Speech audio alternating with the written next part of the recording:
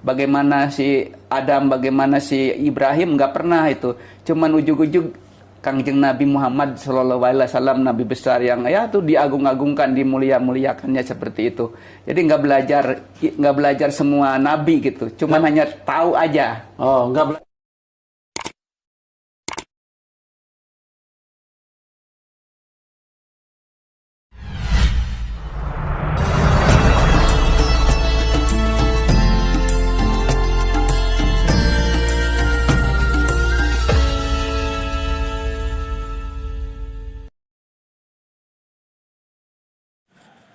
Assalamualaikum warahmatullahi wabarakatuh.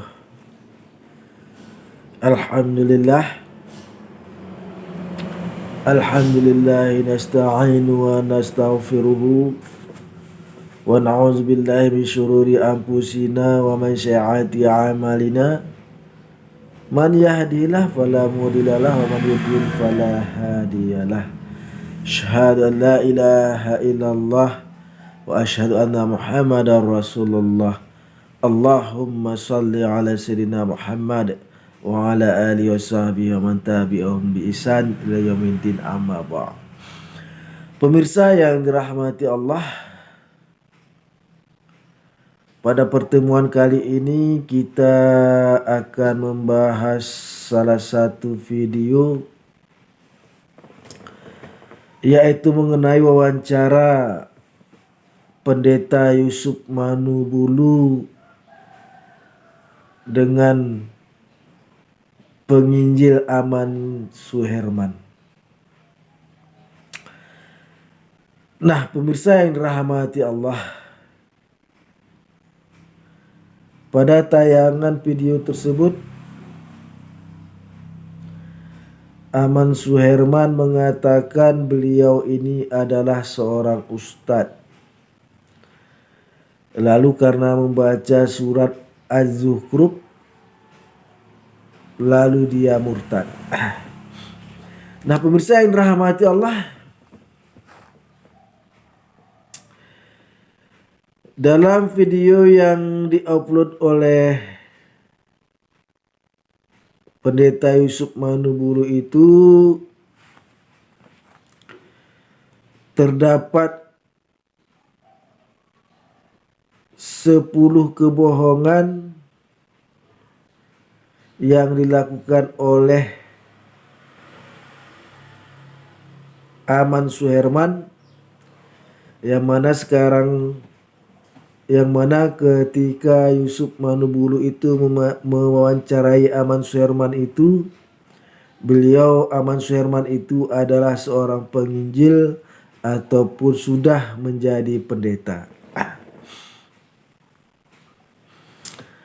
Nah, 10 kebohongan yang diucapkan oleh penginjil, oleh pendeta Aman Suherman di dalam video Yusuf Manubulu tersebut adalah sebagai berikut. Yang pertama,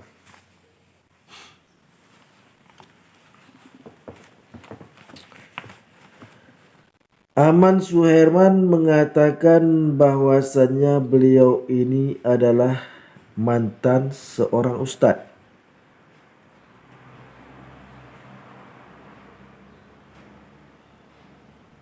Saya yakin bahwa Aman Suherman ini bukanlah seorang ustadz.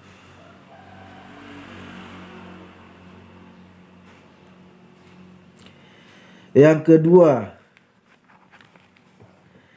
karena Aman Suherman itu bukan seorang ustadz, dia tidak mengetahui mana itu ayat dan mana itu hadis. Beliau mengatakan as-salatu imanuddin itu adalah sebuah ayat, namun ini adalah sebuah hadis. Jadi pendeta Aman Suherman ini mengaku sebagai ustadz adalah pembohong besar.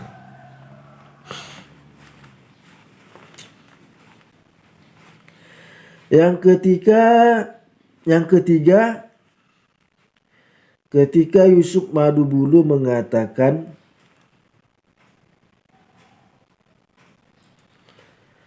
apa sanksi bagi orang yang tidak sholat? Aman Suherman mengatakan sanksi tidak sholat itu surga orang Islam itu tidak jelas. Maksudnya orang Islam itu tidak jelas masuk surga. Nah, ini adalah suatu kesalahan yang besar atau pembohongan yang besar. Seharusnya sanksi bagi orang tidak sholat itu adalah berdosa.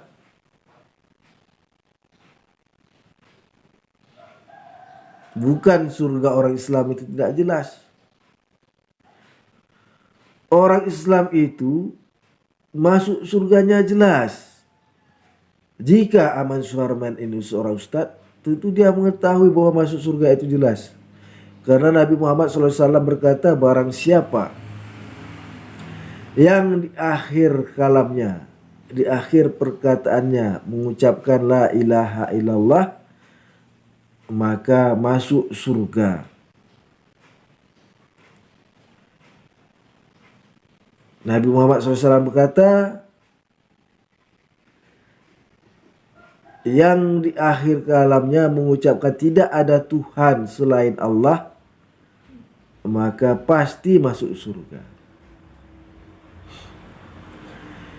Itu adalah hadis Nabi Muhammad SAW. Kemudian di dalam Al-Quranul Karim surat An-Nisa ayat 124, di situ dikatakan, wa may ya'mal, a'udzubillahi minasyaitonirrajim, bismillahirrahmanirrahim, wa may ya'mal minas sholati min zakari aw unsa wa huwa mu'min fa ulaika yadkhulul jannah la yuzlamuna nakira.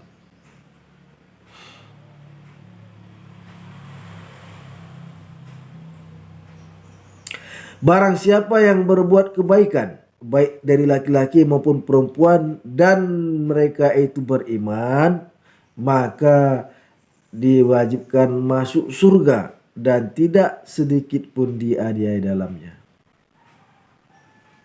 Jelas sekali bahwa seorang laki-laki, seorang perempuan yang berbuat baik dan dia itu beriman, masuk surga. Jelas. Jadi Aman Suherman ini adalah melakukan penipuan dan pembohongan yang besar dengan mengatakan dia itu ustadz. Dia mengatakan surga Islam itu tidak jelas. Berarti dia bukan ustadz, pembohong. Yang keempat,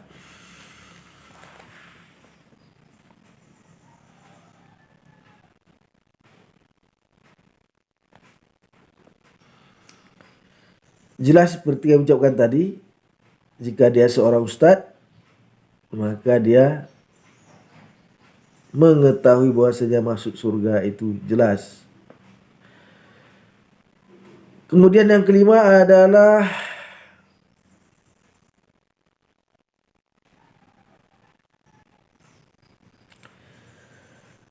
Aman Suherman mengatakan bahwasanya beliau ini pernah belajar di pesantren 4 tahun.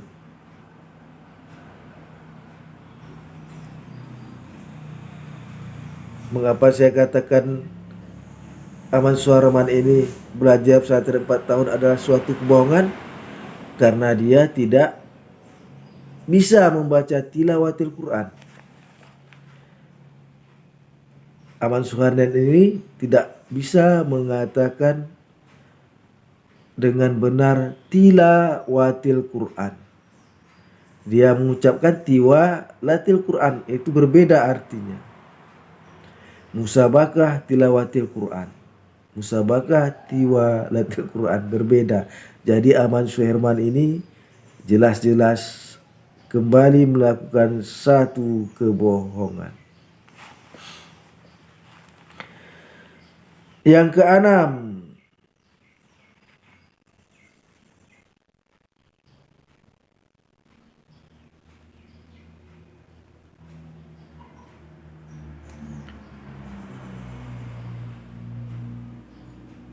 Kebohongan yang keenam adalah Aman Suherman mengatakan bahwa dirinya pernah berceramah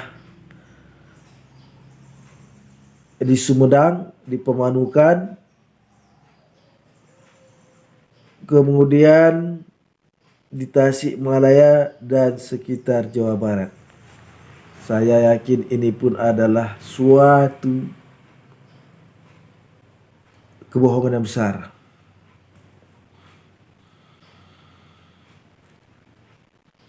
Karena jika beliau ini seorang ustadz, biasanya yang melakukan ceramah itu adalah seorang ustadz besar yang apabila diundang berceramah pada hari-hari raya besar, pada hari-hari besar, baik itu Jumat ataupun khatib Jumat, jika diundang oleh masjid, sudah tentu ustadz yang mumpuni. Ini bagaimana diundang? Sedangkan perbedaan hadis dengan ayat pun beliau tak tahu. Sedangkan beliau pun tidak mengetahui dengan adanya hadis bahwa surga orang muslim itu jelas. Orang muslim itu wajib masuk surga jika berbuat kebaikan. Dia tidak paham, tidak tahu bagaimana dikatakan beliau ini ustadz.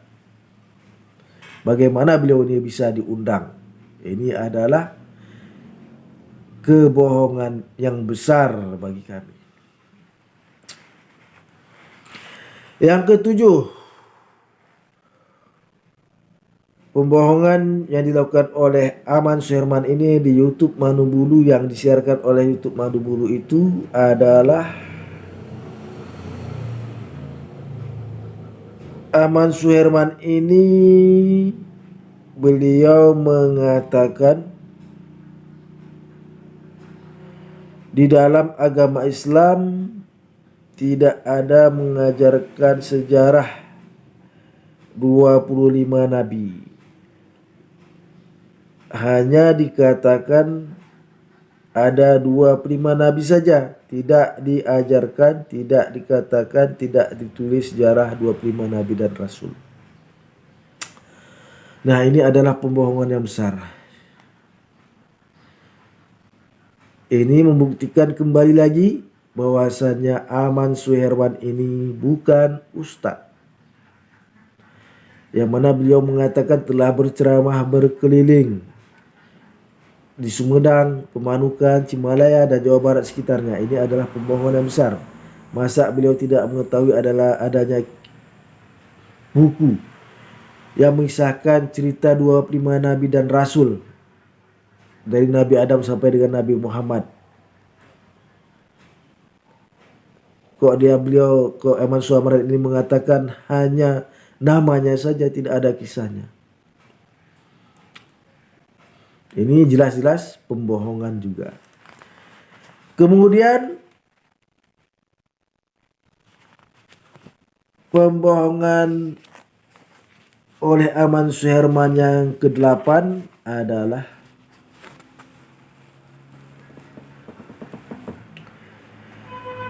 beliau mengatakan juara 2 MTQ se-Kabupaten Jawa Barat.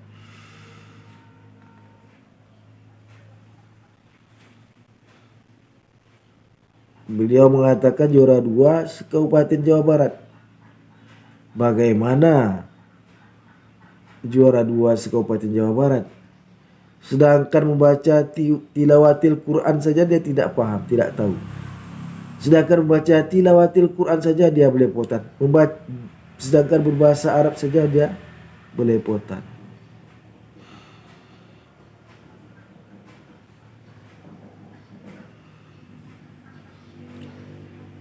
Biasanya juara 2 se-Kabupaten Jawa Barat itu bahasa Arabnya sudah mantap, karena yang dibaca adalah Al-Quran lengkap dengan tajwidnya, panjang pendek tajwid lagunya. Sedangkan Aman Suherman membaca tilawatil Quran saja beliau tidak tahu. dia mengucapkan tiwalatil Quran. Nah, pemirsa yang dirahmati Allah. Kemudian kebohongan yang ke-9 yang dilakukan oleh Aman Suherman adalah beliau mengatakan Al-Quranul Karim tidak boleh diterjemahkan. Ini salah besar. Siapa yang mengatakan bahwasanya Al-Quran tidak boleh diterjemahkan? Sekarang ini banyak kita jumpai di pasar-pasar. Jadi omongan Aman Suherman ini bertentangan dengan apa yang dikatakannya, apa yang diucapkannya. Beliau mengatakan membaca Al-Quran yang ada artinya. Sementara beliau mengatakan Al-Quran tidak boleh diterjemahkan ke dalam bahasa Indonesia. Ini adalah suatu kebohongan yang dilakukan oleh Aman Suherman yang ke-9. Dan pembohongan Aman Suherman yang ke-10 adalah beliau mengatakan mengartikan ayat Al-Quranul Karim surat Al-Zukhruf ke ayat 61 yang mana berbunyi a'udzubillahi minasyaitonirrajim bismillahirrahmanirrahim wa innahu la ilmu lisa'ah fala tamtaruna biha fattabi'uni hadza siratum mustaqim. Beliau menerjemahkan dengan mengatakan sesungguhnya tidak ada seorang pun yang tahu tentang hari kiamat.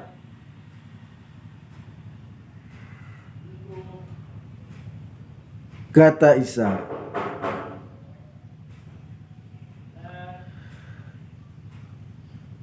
hanya aku, inilah jalan yang lurus. Jadi beliau mengatakan bahwasanya ayat yang mengatakan itu adalah Nabi Isa.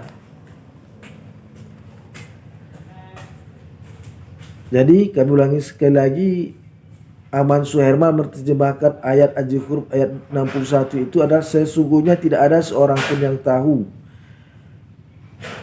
datangnya hari kiamat. Hanya aku, inilah jalan yang lurus, katanya. Jadi beliau mengatakan Isa itu yang mengatakan sesungguhnya tidak ada yang tahu, tidak ada seorang pun yang tahu tentang hari kiamat. Kata Isa Al-Masih, hanya aku, inilah jalan yang lurus, katanya. Namun sebenarnya beliau menyelewengkan makna yang sesungguhnya dari Al-Quran. Padahal arti yang sesungguhnya ini Anda dapat baca, Anda dapat lihat di dalam Al-Quran Karim.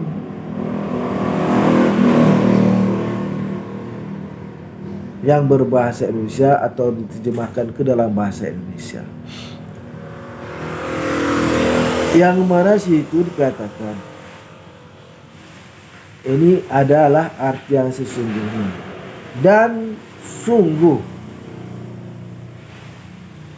sungguh dia, maksudnya Isa. Tidak ada nama Isa di situ. Wa innahu, sesungguhnya dia itu maksudnya Isa. Benar-benar menjadi pertanda akan datangnya hari kiamat. Karena itulah janganlah kamu ragu-ragu tentang hari kiamat itu. Dan ikutilah aku, inilah jalan yang lurus. Jadi yang dimaksud dengan ayat ini adalah Allah yang berfirman.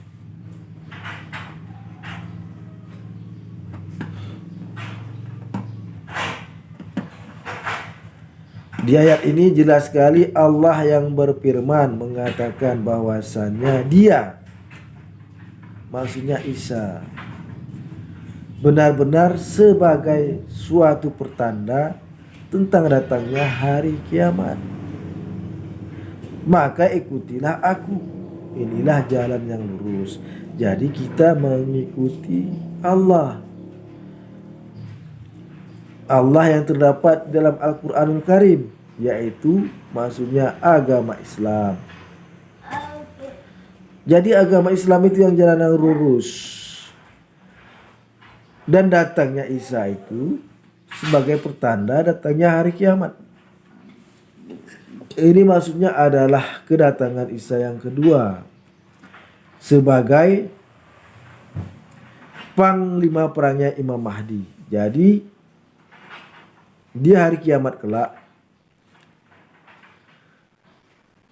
yang sebagai rajanya adalah Imam Mahdi.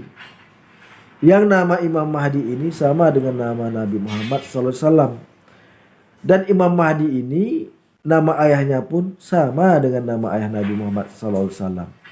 Dan Imam Mahdi ini keturunan dari Nabi Muhammad SAW. Dari jalur Imam Hasan.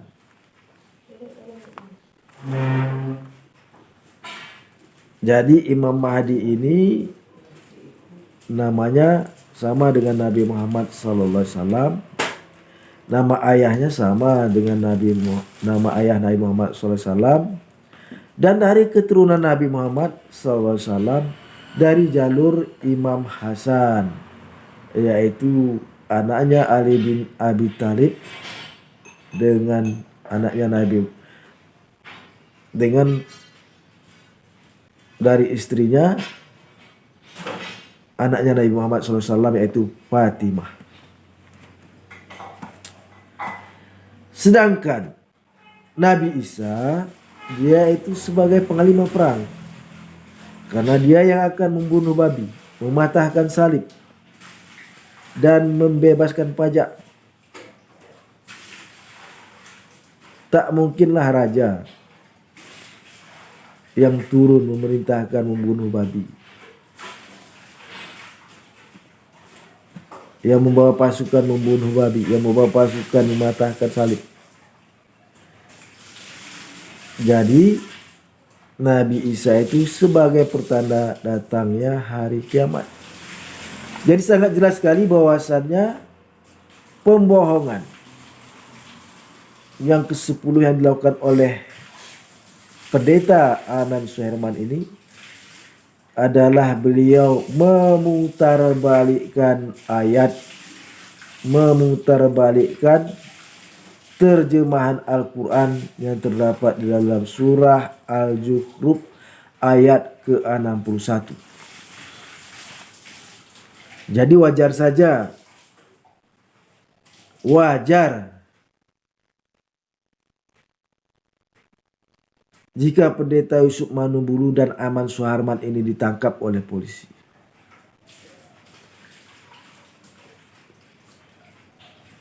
Karena telah melakukan pembohongan yang besar di dalam YouTube yang disiarkan oleh channelnya Pendeta Yusuf Manubulu.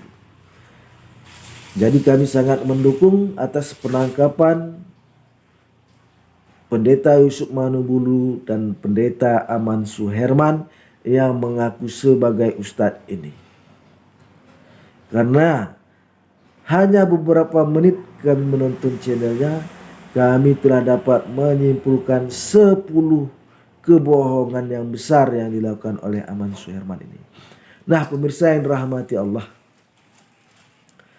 perteguh dan perkuat terus keimanan kita di dalam ajaran agama Islam. Karena hanya agama Islam ini sajalah yang paling benar. Tidak ada yang benar selain agama Islam. Pemirsa yang dirahmati Allah, jika kita membaca kitab suci orang Kristiani, Yesus saja pun tidak tahu tentang datangnya hari kiamat. Yesus tidak tahu tentang datangnya hari kiamat. Ini terdapat di dalam kitab Matius pasal 24 ayat ke-36. Di situ tertulis tetapi tentang hari dan saat itu tidak seorang pun tahu, malaikat di surga tidak, dan anak pun tidak, hanya Bapa sendiri. Jadi jelas sekali bahwa di kitab Matius ini pasal 24 ayat 36 ini jelas sekali bahwasanya Yesus tidak mengetahui datangnya hari kiamat. Para malaikat pun tidak mengetahui tentang datangnya hari kiamat. Yang tahu hanyalah Bapa, kata Yesus. Bapa di sini maksudnya adalah Allah. Karena orang Kristiani menyebut Allah itu dengan Bapa dan terkadang dengan Allah. Nah, pemirsa yang dirahmati Allah, jadi jelas sekali hanya agama Islam sajalah agama yang benar. Ini terdapat di dalam kitab Al-Quranul Karim surat At-Taubah ayat ke-33. A'udzubillahi minasyaitonirrajim. Bismillahirrahmanirrahim. Huwaladzi arsala rasulahu bil huda wa dinil haqq liyuzhirahu 'ala dini kullihi walau karihal musyrikun. Nah, pada kesempatan ini saya bersama dengan seorang narasumber yang luar biasa. Dia akan menceritakan perjalanan imannya. Yang menarik sekali, sebelum narasumber ini percaya kepada Tuhan Yesus, beliau adalah seorang ustadz. Ya, beliau adalah seorang yang begitu fanatik dengan latar belakang imannya. Nah, bagaimana beliau bisa menjadi percaya Tuhan Yesus? Kita ikuti ya perbincangan kita pada kesempatan ini. Ya, saya sapa dulu narasumber kita. Shalom Pak Aman. Shalom, salam. Ya, gimana kabar Pak? Puji Tuhan. Haleluya, luar biasa ya. Pak Aman begitu sukacita, begitu dahsyat, begitu bersemangat. Ya, sekarang memberitakan Injil dan banyak memenangkan orang. Orang-orang yang tadinya tidak mengenal Tuhan, orang-orang yang tadinya anti kepada Tuhan Yesus, itulah yang menjadi fokus pelayanan daripada Bapak Aman. Ya, kita akan dengarkan bagaimana perjalanan beliau. Nah, Pak Aman, bisa dicerita Bapak berasal dari daerah mana, Pak? Saya tinggal di Sumedang, Pak. Oh, dan berarti dari Sumedang asalnya? Iya, Sumedang Kabupaten, masih Jawa Barat. Oh, berarti masuk suku Sunda? Iya, suku Sunda. Luar biasa ya. Jadi berarti kalau suku Sunda itu sangat terkenal dengan nuansa-nuansa keagamaan ya. Betul. Bapak mungkin bisa ceritakan background Bapak dulu waktu masih di iman yang lama, seperti apa Bapak mempelajari ilmu-ilmu agama pada waktu itu. Silakan, Pak. Saya dari kecil diajarkan oleh orang tua beragama Islam. Nah, dan saya tekun bersemayang, sholat, ngaji tiap malam, tiap hari. Karena orang tua saya mengajarkan kepada saya harus sholat. Nah, karena ada ayat yang mengatakan as-sholatu imaduddin. Sholat itu tiangnya agama. Sehari lima kali sembahyang 17 rakaat. Jadi sepenuhi semua. Nah, kalau Bapak tidak lakukan, ada konsekuensinya dari orang tua atau bagaimana, Pak? Ya memang itu diajarkannya harus seperti itu. Harus dilakukan. Harus dipenuhi. Harus menjadi seorang takwa, seorang yang taat sama Allah, percaya sama Allah. Nah, kalau Bapak tidak lakukan, apa orang tua marah? Ya, orang tua saya itu mengajarnya ketat gitu. Jadi ada sanksinya, Pak. Ada sanksi. Ada sanksinya. Kalau nggak melakukan keagamaan, ada sanksinya ya. Pokoknya ada teguran-teguran yang ada gitu. Disiplinnya ya. Gitu. Oke. Maka saya melakukan keagamaan itu lebih disiplin. Nah, kalau dari sisi dari ilmu agama, kalau Bapak tidak melakukan sholat itu apa sanksinya, Pak? Dari keagamaan? Dari keagamaan itu sanksinya karena apa namanya, orang yang beragama itu harus melakukan keagamaan itu ya, seperti sholat, ngaji. Maksudnya tidak dapat pahala atau mungkin masuk neraka atau apa sanksinya kalau Bapak tidak lakukan? Kalau pengajaran saya dulu tidak jelas masuk surga, Pak.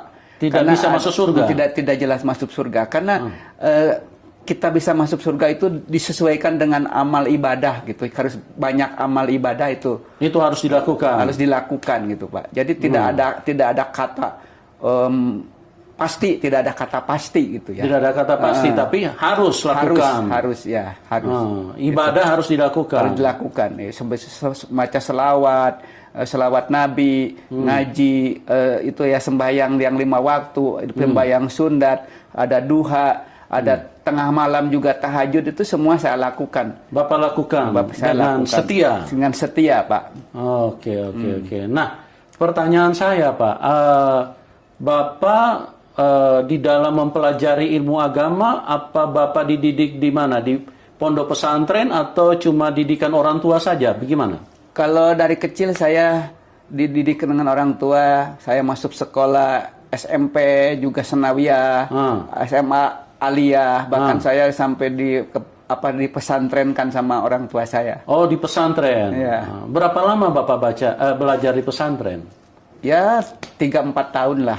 3-4 tahun. Berarti ilmu agamanya cukup kuat ya? Ya, mungkin kalau di sekuler itu mah S1 lah gitu. S1 sarjana ya? Sarjana gitu ya. Luar biasa ya. Jadi tidak diragukan lagi dalam ilmu agama Bapak ya? Karena jurusannya juga dai, Pak, dakwah Islam Indonesia. Oh, jurusan dai. Ya. Oke. Nah, pada waktu itu apa yang Bapak paham dengan istilahnya pembelajaran yang Bapak tekuni, mulai dari sekolah sanawiyah dan terus kemudian ke pesantren, itu pelajaran yang Bapak terima itu seperti apa, Pak? Ya, kalau pelajaran itu ya seperti berbicara pengalaman ya, karena kita harus terus mendekat kepada Allah, beribadah kepada Allah, memuji Allah. Itu ada ganjaran, ada apa namanya? Ada pahala, ada hukuman kalau tidak dilakukan kalau begitu. tidak dihukumkan ada apa namanya? Ada hukuman ya, seperti tadi itu ada hukuman. Jadi apapun yang terjadi itu taat gitu ya. Harus taat. Harus taat gitu. Harus taat gitu. Iya. Nah, tadi kita sudah bincang-bincang sedikit sebelum kita live ini. Tadi Bapak bilang bahwa Bapak juga melakukan syiar. Artinya berarti Bapak seorang ustadz. Betul, Pak. Nah, itu bisa diceritakan Bapak melakukan itu di skala apa saja? Maksudnya melakukan ceramah-ceramah itu di mana saja pada waktu itu? Saya karena di Jawa Barat ya, sampai di Cirebon, di Subang, Sumedang, Pemanukan, ya Tasikmalaya ya, di sekitar Jawa Barat aja, Pak. Bapak melakukan ceramah-ceramah syiar ya? Undangan itu. Oke. Nah, terus kita balik sedikit ke pendidikan nih. Waktu Bapak sedang belajar ilmu-ilmu agama, bagaimana pemahaman Bapak dengan agama lain yang berbeda iman? Apa yang Bapak pahami pada waktu itu? Yang saya pahami, karena ada ayat yang mengatakan agama Islam itu yang paling diridhoi Allah dan paling di sisi Allah. Jadi secara manusialah nomor wahid gitu ya. Iya, nomor satu lah ya. Nomor satu ya. Jadi tidak bisa menengok ke kiri ke kanan. Yang lain itu mah yang bukan Islam malah kafir. Di luar Islam itu kafir. Saya yang paling gaya, saya yang paling hebat gitu. Itu yang pemahaman yang Bapak miliki pada waktu itu. Ya. Nah, dalam aplikasi kehidupan, apakah Bapak juga membatasi atau tidak mau bergaul dengan misalnya khususnya orang Kristen atau bagaimana Bapak pada waktu itu? Waktu itu saya tidak membatasi, tapi kalau ketemu dengan orang-orang yang bukan Islam harus mengikuti agama saya. Karena agama saya agama yang diridhoi oleh Allah.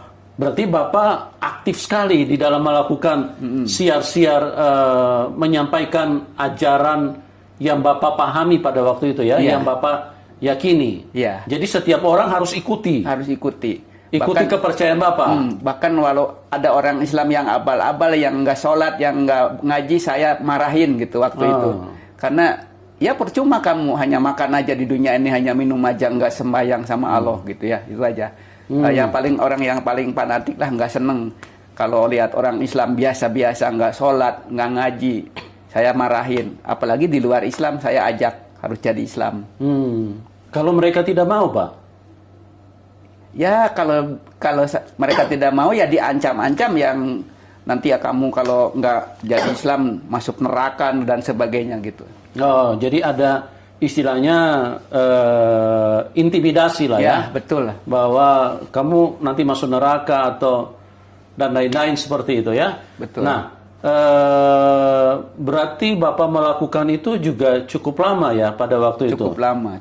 Nah, di dalam ilmu agama yang istilahnya Bapak kuasai, di dalam semangat untuk menyiarkan agama, Bapak lakukan dengan begitu bersemangat. Kalau di Kristen bilang dengan menyala-nyala. Betul. Nah, itu bagaimana ceritanya kok bisa jadi sekarang bisa jadi penginjil itu?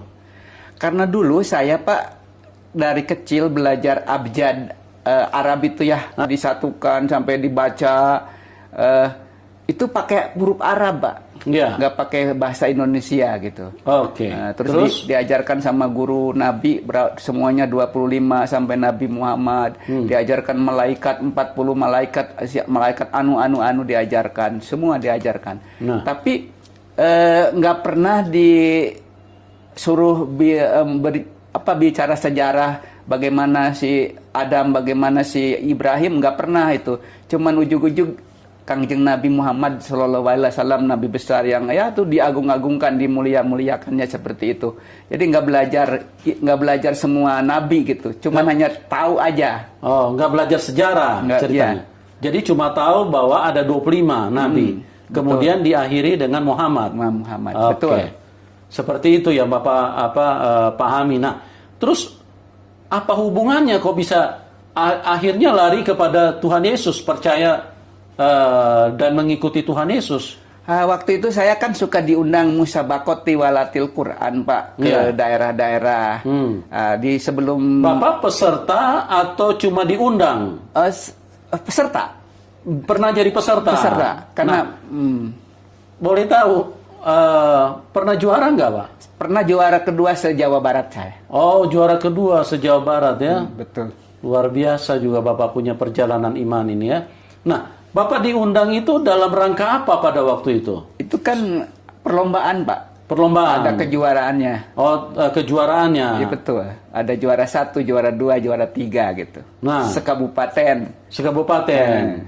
Nah, terus mengarah ke akhirnya meninggalkan iman Bapak seperti apa ceritanya nih? Saya sebelum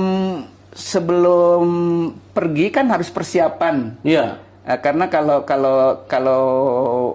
mengaji kan harus ada ketuknya, ada suaranya itu, panjang pendeknya. Iya. Seperti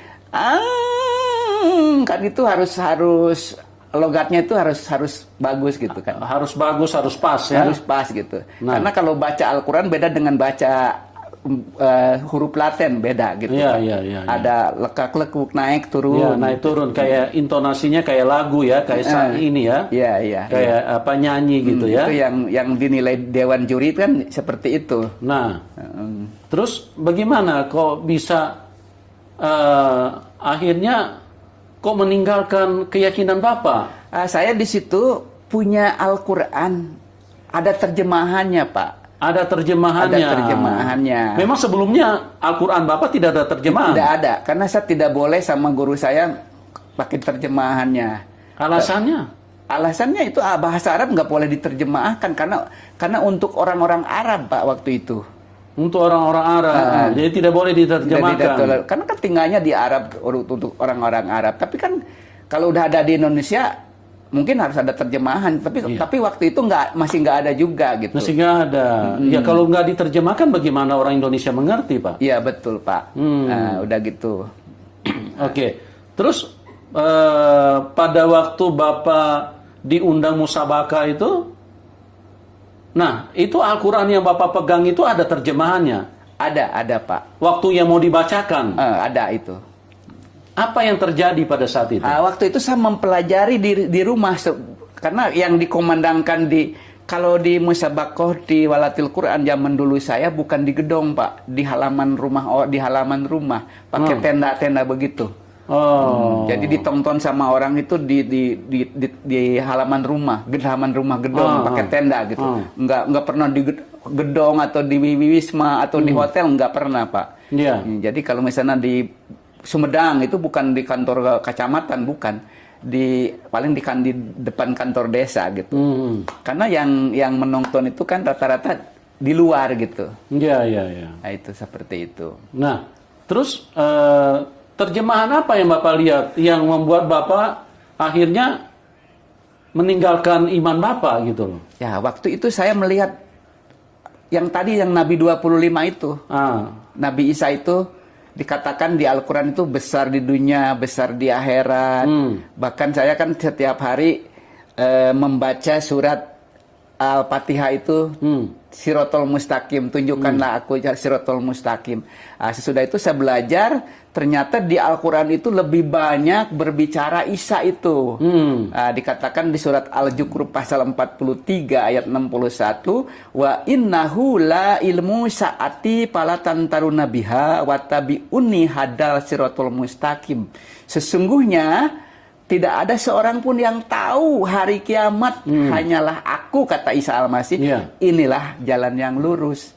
Saya dari situ ketemplak sama firman itu, Al-Quran itu. Kok kenapa Isa jalan yang lurus? Kan manusia biasa. Nah, itu dari situ, Pak. Oh, dari situ, Bapak. Tapi saya tidak langsung